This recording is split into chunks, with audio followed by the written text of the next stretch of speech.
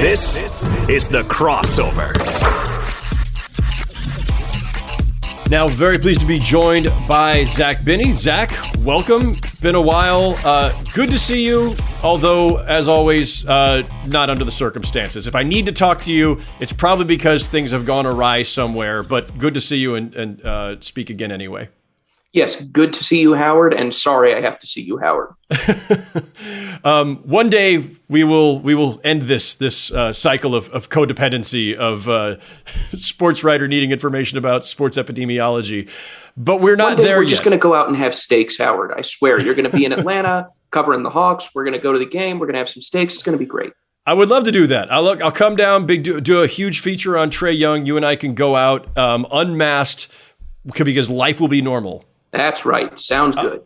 So speaking of normal, the message that I seemed to get, I think, from Adam Silver, the NBA commissioner, the other night on ESPN, which is why I wanted to speak with you, were some, I think, not so subtle messages about a return to normalcy. And so this is where I want to start with our discussion today, Zach. When you and I have done podcasts in the past, we have always dealt a lot heavily in the facts and science and epidemiology and all this stuff, but I want to start with more of a speculative angle here, because Adam said a lot to ESPN the other night, and the thing he said to me that was most fascinating, I think, is not getting enough attention, because I think he was hinting at where the league is going, and maybe where sports is going, and maybe where society is going. He said, in explaining why they were not going to pause the season, he told Malika Andrews that he had trouble coming up with the logic for doing so, and then he said this, quote, "This virus will not be eradicated, and we're going to have to learn to live with it." He said later in that interview, maybe we, the NBA, can demonstrate that there's a way that people can move forward, again, recognizing that this virus, unfortunately, isn't going anywhere, and it's just going to become part of our lives for the foreseeable future. Zach, again, we usually deal, when I speak with you, in facts and science. I want to deal in interpretation and speculation, because to me, that was Adam Silver saying, we're coming out of this. We are preparing to move on to something resembling normalcy, where the virus is not controlling the way the NBA operates. And I'm not sure how to feel about that as of right now. What did you make of those comments and what that may indicate about where the league is headed? Well, look, I haven't spoken to Adam Silver, but I think he gave voice to what a lot of people are feeling, even a lot of people in the public health community. Look, as an epidemiologist, I would love to say we're going to be able to eradicate this virus or have a zero COVID. We have managed to accomplish that with exactly one virus in the history of humanity, that is smallpox. It is gone. We are very close with polio. That's been set back a little bit by the pandemic of reducing vaccination efforts, but we've almost gotten rid of polio. COVID is not going to be one of those. There are too many cases.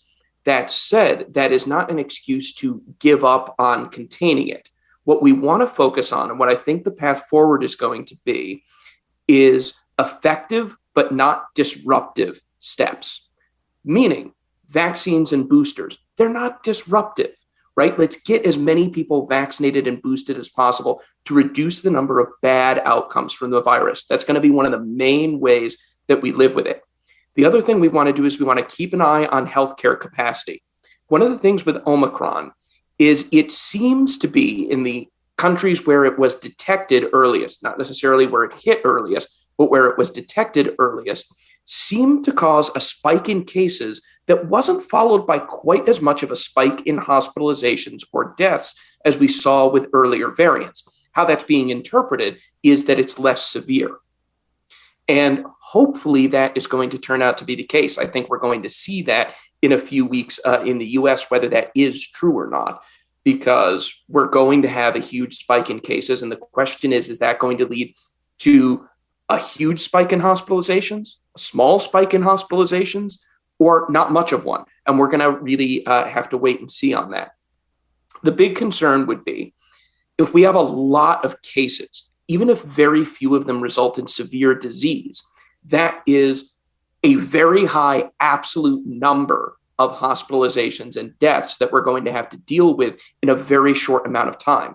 That is dangerous to an already overstretched, overtaxed healthcare system, right? If you want to think of it in basketball terms, and I feel bad digging on Ben Simmons again, because God knows he's been dug on enough, but he's just the example that comes to mind, right? If you give Ben Simmons 100 3-point attempts a game, he's going to lay a lot of points on, right? And that's what Omicron can still do. We don't want to give it that many chances, even if any one chance isn't particularly likely to go in. So we want to be a little conscious of that. But I think Adam Silver is absolutely right that we are going to need to find a way to live with the virus, and that is to get as many people vaccinated and boosted as possible. It is to have rapid tests, cheap rapid tests available on demand for when you're going in to high-risk situations like large indoor gatherings or any gathering with a high-risk person. And it's going to be continued indoor masking wherever that's feasible. Right? That is, in many settings like grocery stores and airports, that's not that big a deal. Yeah. I think people really tend to focus on the times when it can be disruptive, like schools. I teach at a college, and I teach a lot of ESL students, English as a second language students. I agree, masks make it harder for me to teach. They make it harder for the students to learn. We do need to balance those risks and benefits. But there are some other common sense situations where we can be doing more indoor masking, where I think if people sat down and thought about it for a second, they'd realize it's really not a big burden. So let's find those effective but not burdensome interventions, and let's move forward with those. I think the NBA is going to try to do something similar. I would just say that I think, and this will be unnecessarily mean during the holiday season, I think Omicron's shooting percentage is still better than Ben Simmons's, no matter how many shots you give him, unless it's in an empty gym. You said it, not me. Don't come at me, Sixers fans. Go at Howard. Oh, and they will. Actually, it's funny. There was a time when if I went at Ben Simmons or made a crack about Ben Simmons, the Sixers fans would be coming at me hard on Twitter. Now they have turned so hard on Ben Simmons that it's fine. Like there's nothing you and I could say that they wouldn't have said 10 degrees worse of. So that's a good point. The fascinating thing about Adam's message the other day to me, Zach, was this, that the NBA has seen itself, I think rightly at times, as a leader on COVID and COVID measures and everything. But people who have been opposed to COVID safety measures from the start, lockdowns, social distancing, masks, vaccinations, people who have been opposed to all that have been saying the kind of thing that Adam just said, which is we just got to learn to live with it. Now, it's different today in late 2021 than it was in March of 2020 because we do have vaccinations, or we do have vaccines and boosters, and we have the antiviral pills that are coming soon, and we are in a different place. So it's fair for him to say it. But I saw immediately on Twitter that all the people there was a lot of this I told you so stuff from people who were opposed to all mitigation measures in the first place, saying, aha, this is what we've been telling you all along. He is saying it at a different time. So I think it's important to note that. And I don't think that Adam Silver shares the views of the people who were saying that. And the NBA is still strongly in favor of, as Adam said, he was urging everybody to get vaccinated. He's urging people to still be careful, wear masks when possible, all that stuff. But it does seem like the start of a philosophical shift, a significant philosophical shift for the league. Do you think that you've already weighed in on the idea that, yes, he's right. On some level, just scientifically, we are going to have to learn to live with it. It's not going away. That is just scientific fact, it seems. But what does living with it, do you think, look like, at least in the near term here? Because if we just rush into, we're just going to have to live with it, normalcy, throw away your masks, burn them in a pyre outside on your front lawn, and just pretend as if this never happened, I imagine that probably would not go well. For the NBA specifically, and maybe for sports in general, what do you think this inflection point is? How close to normalcy can they return to? What does that mean for testing of players? What does that mean for, we're seeing guys still quarantined right now. And of course, this week is a disaster for the NBA on a competitive and entertainment level because rosters are destroyed. So they're still adhering to their own protocols, even as Adam seems to indicate that he would like to move away from them. What do you make of this particular inflection point? What does normalcy look like? How soon do you think the NBA could get there without jeopardizing safety and health and safety of its own people? Right. I think we are in a major philosophical shift, Howard. I think you've put it very well there and you've hit the nail on the head. Are we moving from where all of our efforts are focused on containing the virus, we now have a lot of interventions and a lot of knowledge we did not have in March 2020. We are not in March 2020. Let's just list off a few of the things we have, okay?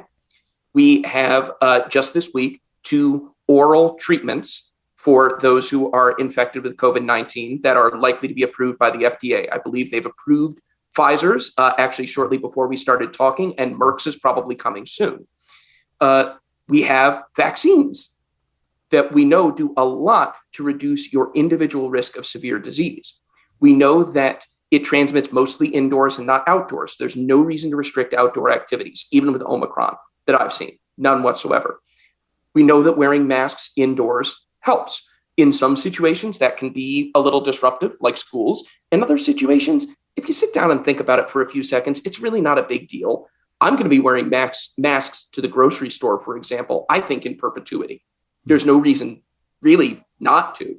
Forget COVID. I don't want to get a cold or anything like that, right? Why not? It's not a big deal. Probably should have been doing that for a while. Okay.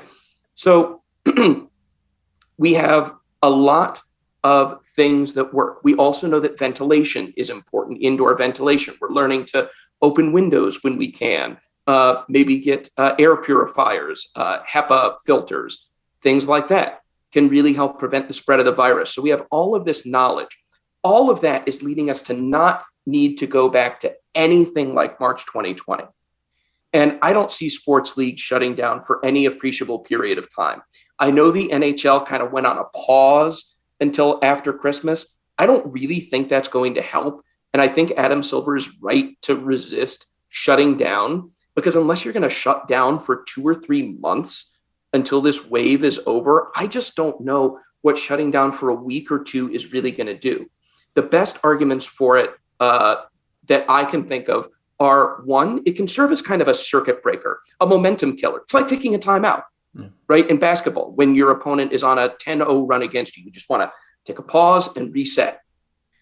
The problem is you're going to be coming back into a situation with still a lot of cases in a week or 2. So what's going to be different? What's going to be better? A pause without a change in protocols is going to be worthless. So are you going to be testing more to identify cases and contain outbreaks immediately? Are you going to be going back to an indoor mask mandate? What are you going to do? A shutdown isn't worth anything without something else. So that's really my worry about a shutdown and why I wouldn't really focus on it so much.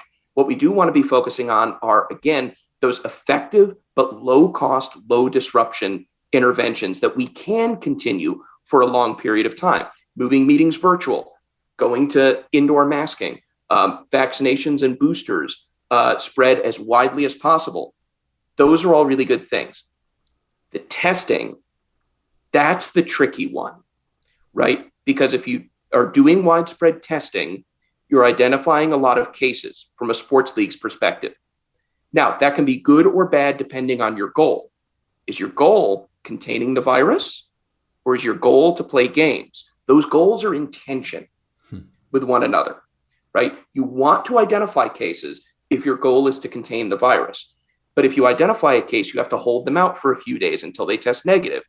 That can knock people off rosters. That can lead to game postponements, as we've seen. So leagues are facing a philosophical question here of what their goal is and what they want to do when those 2 possible goals come in tension with one another.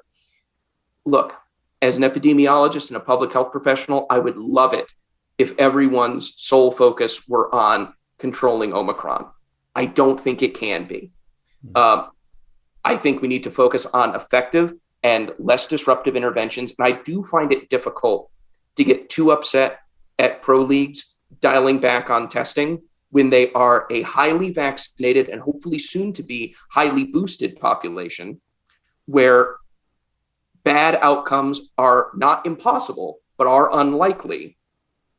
And when you look at other workplaces, let's think of the NBA as a workplace, and let's consider what the rest of society is doing.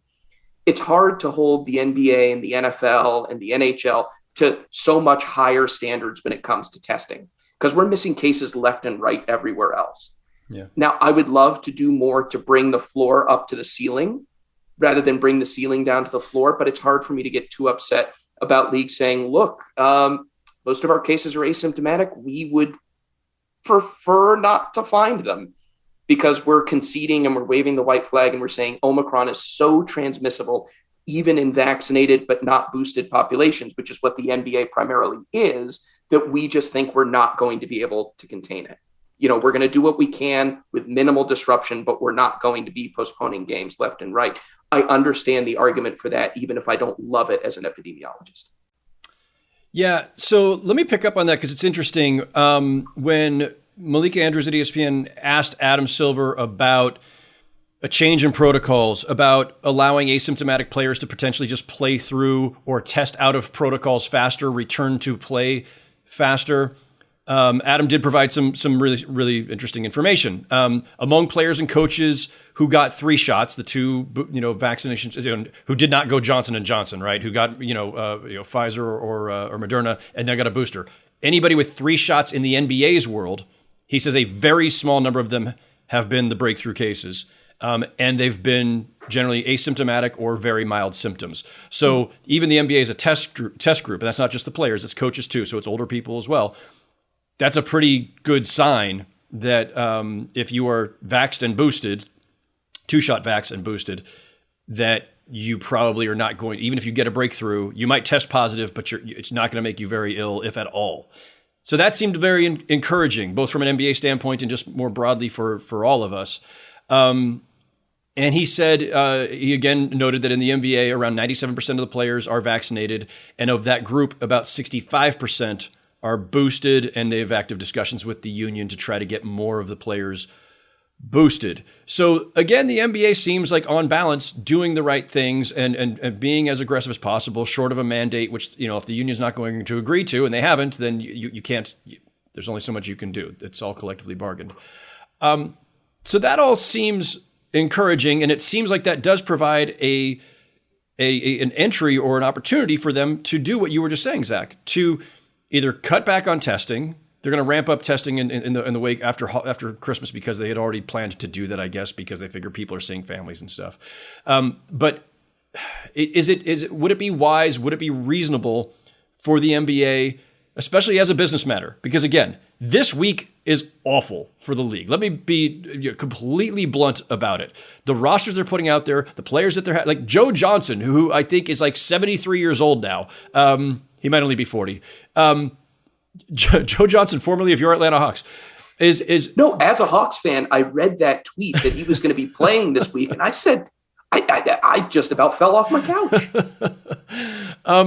And listen, like, it's fun for all of us who are NBA fans and NBA media to see some of these retired vets come back, guys who have been playing either overseas or maybe in the big 3 or whatever. But this is not a good sign for the NBA. And maybe it's not justified anymore. Maybe the NBA has, is being overly cautious by quarantining so many players who are vaccinated, boosted, tested positive, but probably asymptomatic or have mild symptoms. And here we are in late December 2021. You have always been one, Zach, who has been, not shy about criticizing the NBA or the other leagues when they have been lax in any area. And there's something about that I want to get to in a minute. But your message today seems to be that in general, you feel like the NBA is progressing in a reasonable manner based on where we are in the course of this pandemic. So should they just drop the facade at this point? And I feel like it's almost a facade, and just say, you know what? We don't need to be signing, Joe Johnson and these other guys from the retirement pool. We can just go on. These guys are mostly vaccinated and boosted and are asymptomatic. Is it even reasonable to run a league this way? Should we be going the other direction? Sure. Well, let me start by saying it's not important to identify just symptomatic cases. It's important to identify asymptomatic cases as well, because we know people with asymptomatic cases, they on average will tend to have lower, what are called viral loads, and they'll shed the virus and transmit it to other people less, but they are still a source of a lot of transmission because they are so common, right? If most people are asymptomatic, most spread is going to come from asymptomatic cases. What does a test let us do? Let's think about the value of that. It lets us diagnose somebody with COVID. okay, if you have COVID symptoms that are severe enough to merit treatment, we're going to do that. We're going to test to figure out what you have, and we're going to treat you. We don't need the NBA to be doing that. That's not the NBA's goal, right? If you show up in a hospital with COVID symptoms, you're going to get a test. We're going to figure out what it is, and we're going to treat you appropriately, right? The purpose of the NBA doing COVID tests is not to identify what a symptomatic person is sick with. It is to identify cases so we can isolate them, so we can stop them from spreading it to others. So in that sense, I really don't, leagues are focusing on this asymptomatic talking point because it sounds good and it's not really that relevant. They're saying it's relevant in the sense that, look, most of our players are having good outcomes, so we're not worried about it moving through our population. That's kind of the piece that's unsaid with that. But not testing for asymptomatic people, like asymptomatic people are still probably doing most of the spreading. So you're acknowledging that you're going to allow it to spread. Just testing symptomatic people is not going to stop spread. That's what I want to clarify. Yeah. That said, when those two goals are in tension, and with what we seem to be seeing about the reduced severity of Omicron, I understand the desire and the push to use less disruptive measures. Where I will criticize the NBA, and you can correct me if I'm misunderstanding about this, but some of these enhanced protocols that they're talking about, like indoor masking, aren't even taking place until after Christmas. To me, that is absurd. Why did you not do that last week? Why are you waiting to institute these non-disruptive measures that you know are going to slow the spread? Now, I don't think they're thinking this way, but the only explanation I can think of is that you're kind of hoping a little bit that the virus spreads through basically everybody and you're done with this and it burns itself out. Otherwise, why are you not mandating indoor masking? That to me doesn't make any sense. Why you have to wait. And the explanations that I've heard, like, oh, we baked in after Christmas revisiting the protocols. You have to stay flexible. The NFL talks about this all the time. This is an emergent situation and you should have done that. So that's the one really strong piece of criticism I do have for the NBA right now. Well, all right, let me pick up on that, Zach, because I alluded to this a minute ago. There was something else I wanted to get to here. There's a couple different tracks that the NBA runs on here, right? There is protecting our own community, players, coaches, staff members, people who work in arenas, all of that, and how we are going to conduct ourselves, who we test, how often we test them, they mandated vaccines for those they could mandate them for. In the case of the players and the referees, they had to negotiate. The players the referees agreed to 100% vaccination as a mandate. So the refs were fine. The players resisted that, but most of them are vaccinated. Okay, so there's that part. But the NBA is not just a workplace. It's an entertainment vehicle that invites thousands and sometimes tens of thousands of people into public spaces indoors on a regular basis. This is where, and I'm not the sports epidemiologist, so I have much less standing on this, but just as a citizen of the world and a person who covers NBA games and is in these arenas, this is where I think the NBA is falling far, far short. And if I'm wrong, tell me. I don't want to lead the witness too much here. You're already shaking your head, so I guess you agree with me. The NBA, every night I've gone into an NBA arena, and I've only been to games so far in New York and San Francisco, both New York teams and San Francisco. But I would watch a lot of League Pass too. Fans aren't wearing masks. If they are wearing masks, they're wearing them on their chins. There's no enforcement of mask mandates whatsoever. Although I will say, Chase Center in San Francisco, when I was there in mid-November, was very good about when I was out on the concourse at halftime, trying to find somebody who I've never met before, but somebody I know. And so I had my mask off so he could find me. And a arena usher walked by and just kind of pointed to note I should put it back on. I'm like, okay, sorry, put it back on. And I'm sure vaccination rates are very high in San Francisco. But what I'm seeing, Zach, on a nightly basis in the NBA is that fans do not wear masks or wear them badly. And it includes the fans who are very close to the court. Now, those fans, whether it's players who could spread it to them or the fans spreading it to the players, I think there's some vaccination requirements. I don't have this for sure. I think there's some vaccination requirements for X number of rows closer in proximity to the court. But in general, we do not know what the vaccination status is of thousands of fans entering these buildings every night. And they're not being required to put on masks or keep them on during the course of games. And the only arena that has reduced capacity in the wake of Omicron is in Toronto, and that was a government decision, not a team decision. So my question to you, as responsible as the NBA has generally been, as much of a leader as they have been and continue to see themselves as, are they failing when it comes to protecting their own customers? It feels to me like they have just given up on that part of it entirely.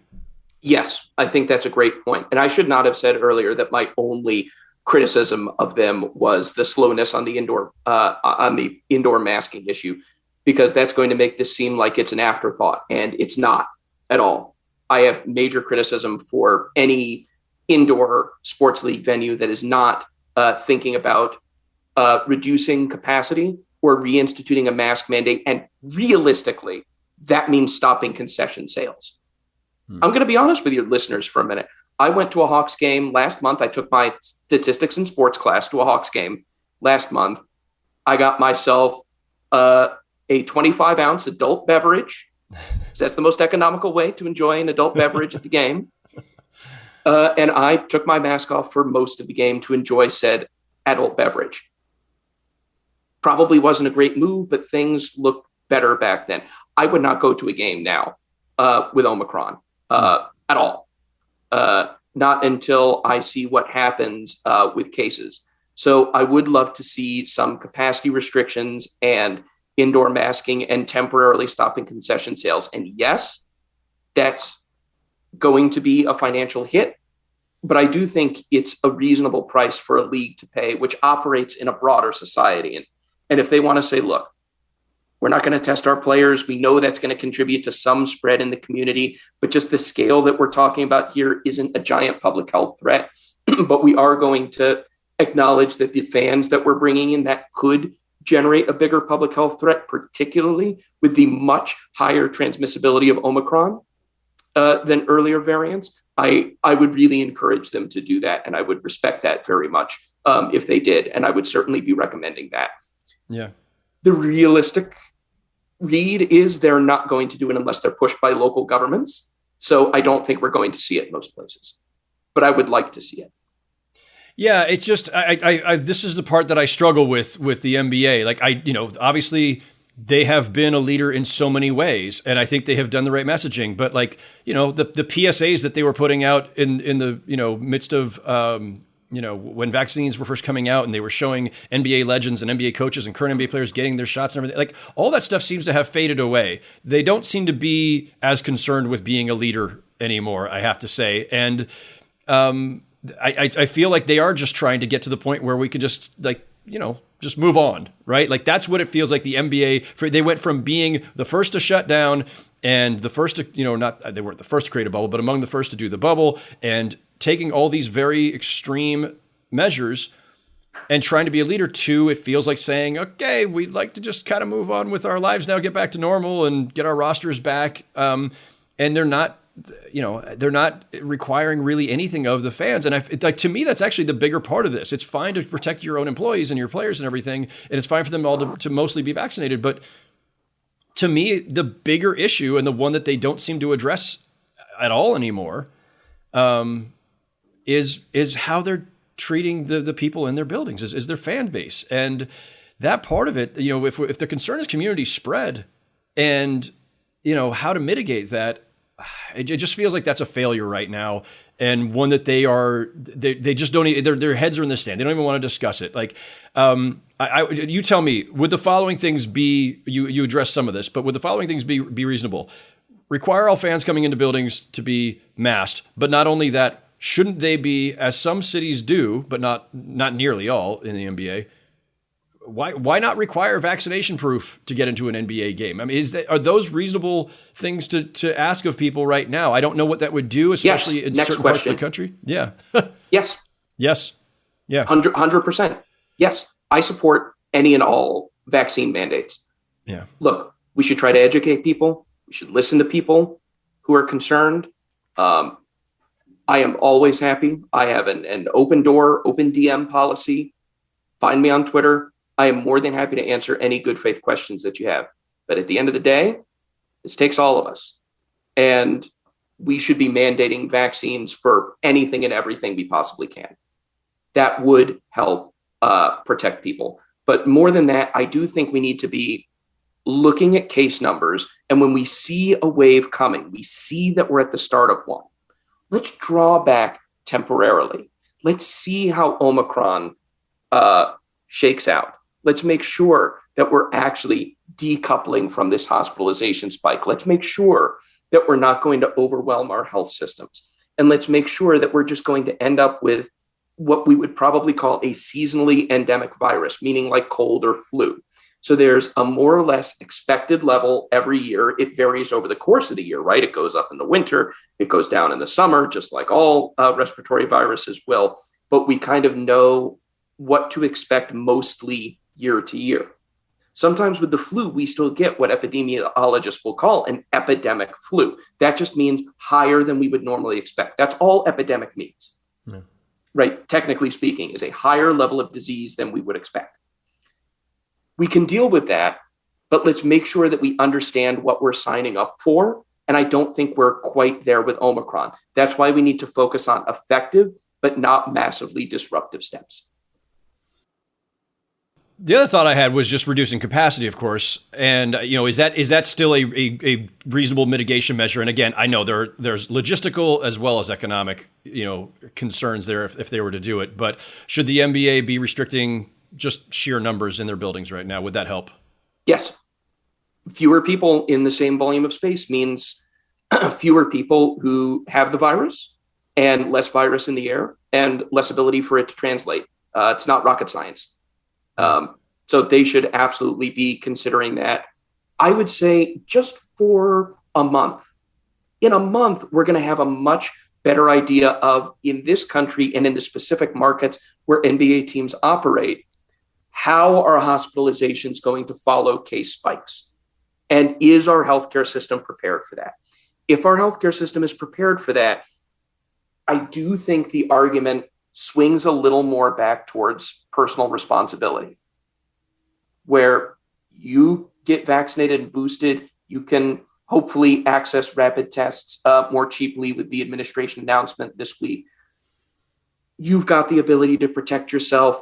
We should institute as many mandates as possible, but at some point we do have to move on and live with it. But Omicron has generated enough concern for me that I just want to take a minimal pause, some common sense, not majorly disruptive steps, just until we're sure that this isn't going to bring our health system crashing down on everyone's heads. Yeah. Right. I know people who need surgeries. I'm hearing about surgery starting to get delayed. That really scares me. Okay. We don't want to put ourselves in a situation like that stupidly. We're not going back to March 2020. People who say, no lockdowns. We never had a real lockdown in this country, but we definitely haven't had anything approximating that in a year and a half. We're not going back to that. So please stop using that as an argument.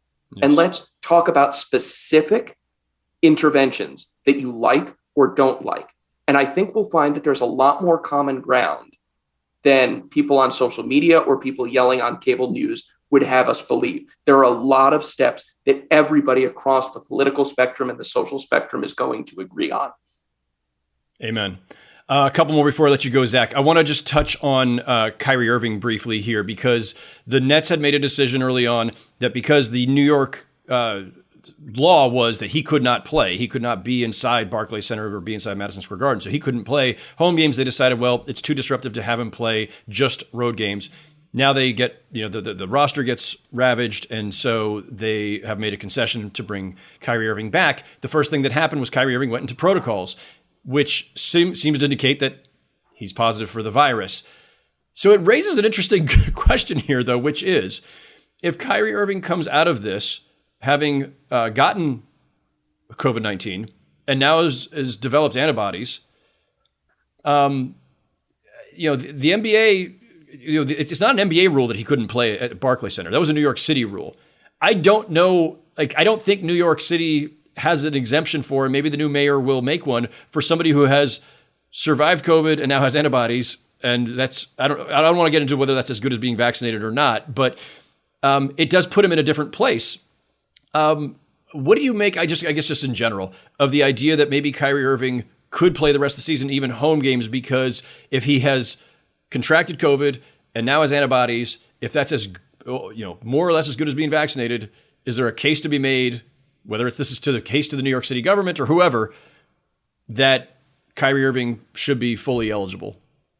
Well, I'll have to leave that to virologists and physicians and health authorities to really answer with any detail. I want to be clear, though. It's not really clear how vaccine-induced immunity and infection-induced immunity stack up against each other, especially when it comes to Omicron.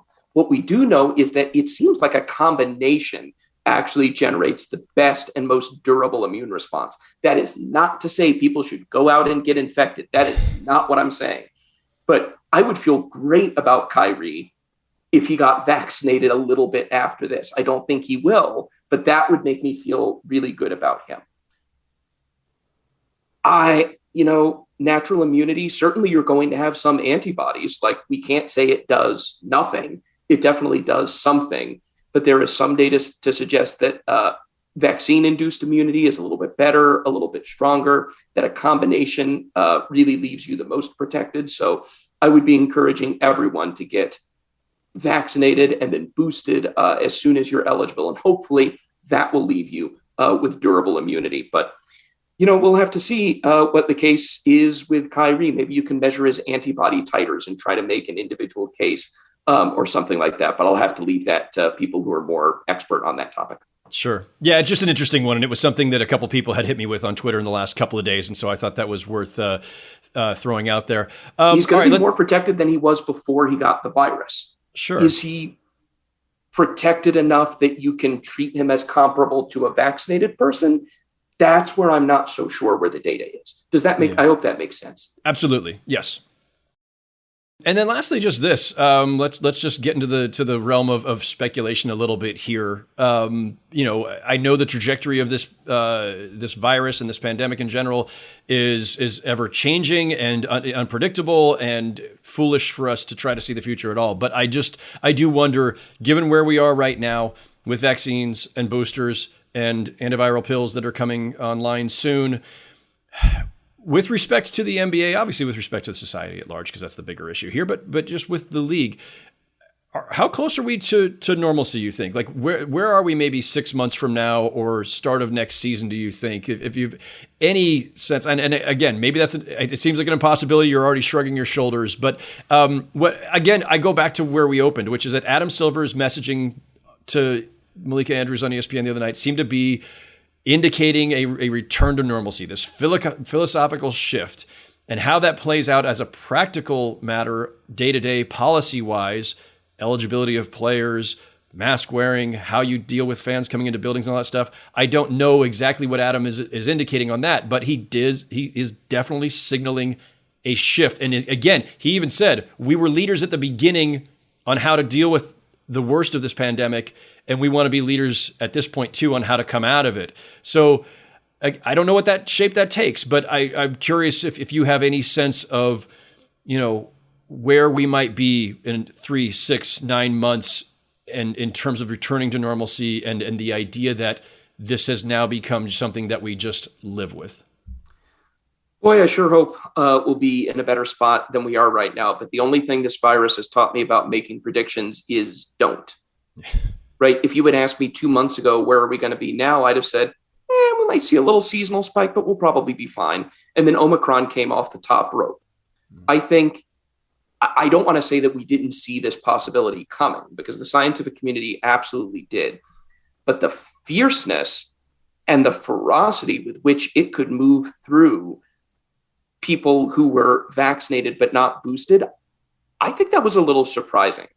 That was, in statistical terms, a little bit of a right tail outcome in terms of one of the worst things we could have foreseen. So could another variant arise and set us back a little bit? Yeah, it certainly could. And what we need to do to prevent that is be vaccinating as much of the world as we possibly can as quickly as possible. By some estimates, it would cost about $50 billion. That's a rounding error to Congress. Forget negotiating with the international community, right? Where is that money? Find the money. Yeah. $50 billion, that's nothing for the return on investment. So let's do that. as quickly as we possibly can, because every person who gets infected is a chance for the virus to replicate, and that is a chance for the virus to mutate. Fewer chances you give, lower possibility we get another variant that could be deadlier this time, deadlier and more transmissible, deadlier and less transmissible. I don't know what's going to come down the pike.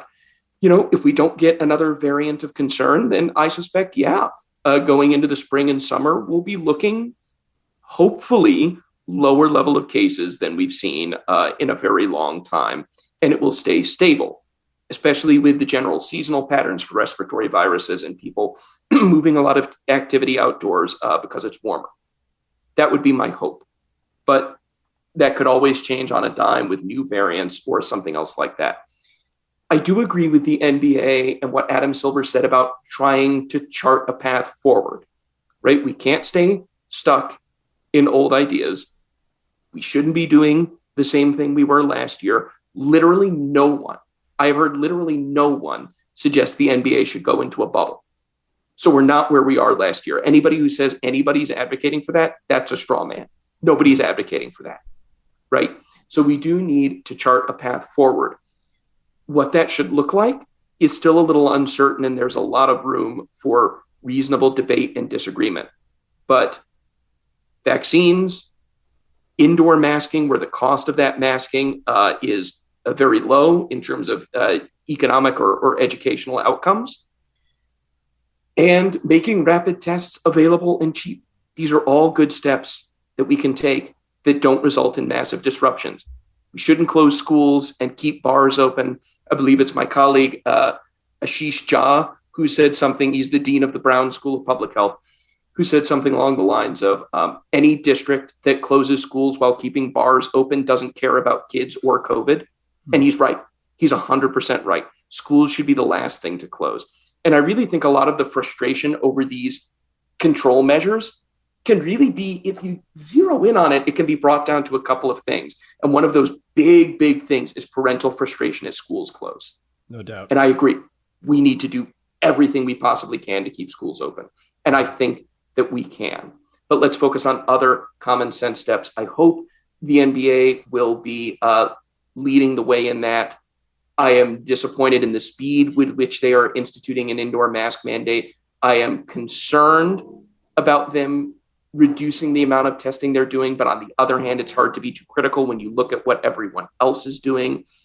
But we also do need to be cautious that the NBA is a very unique population. Players in particular, young, healthy individuals, right? Personnel, a little on the older side, staff, a little on the older side, some chronic conditions in there. So we can look at what happens with them in terms of bad outcomes with the virus. But they're also an extremely vaccinated population. So they're kind of, I think, a best case scenario, right, for what we would see in the rest of society. So any path that they chart forward should probably be a baseline for the rest of us rather than, the gospel truth of how we should all proceed. But I agree with Commissioner Silver's general thrust that we need to find a way forward and out that is minimally disruptive while not resulting in a whole lot of death and disaster. Zach, the information, the discussion has always been incredibly educational for me. So thank you again. I think this is at least the third, maybe fourth time we've done this since this whole thing began. I always learn something. Free sandwich yet, or are you going to be sending out rings, punch cards, or something? Right? You should get a free crossover sweatshirt or something. We'll have to start making those first. I don't even have that. I don't have a single thing that actually says Sports Illustrated on it. I've got to get on my bosses for that one. But no, I appreciate it. This has been, as always, really informative, and I appreciate everything that you provide there for our listeners. And for me, it's always an education. But as we said at the outset, let's hope this is the last time we have to do one of these podcasts, or maybe we have a celebratory one at some point when we declare the quote unquote end-ish of this whole thing, and we could just take a victory lap and have a drink on Zoom or something. But that's one of the things that I think really frustrates people, is when is the end? Yeah. What is the end? Because it's not going to be clear. Everyone's ready for it to end. And it's going to be a little bit of a feel thing, but we should be tying these interventions to case numbers, right? And say, this is when we're going to have interventions, and this is when we're not so worried below this threshold. I think that will give people an idea of what to expect and understand when certain things get turned on and off. If you let people know what to expect, I think they're a lot more receptive to things than when it just feels arbitrary. I think that's a lot of the frustration, but we also all need to stay flexible because we'll just have to see what happens. But I am hopeful that this is a bump in the road rather than we crossed over the horizon and just saw more road laid out in front of us. I do think we're going to be on the way out, hopefully sooner rather than later. Amen to that. Next time I see you, maybe it'll be in person over a beer that I'm buying to repay you for all of your generosity with your time on the podcast. And we'll do that. Meet up in Atlanta, have a drink and some good food, and toast the end-ish of something. Our return to normalcy-ish. Toast the fact that we are now at a point where, for the foreseeable future, we are at a stable, low level of disease that we can live with. Right. That's really the goal. Yeah. All right, Zach, thanks so much again. Appreciate it. Be well. We'll talk soon. Absolutely. You bet, Howard. Thank you.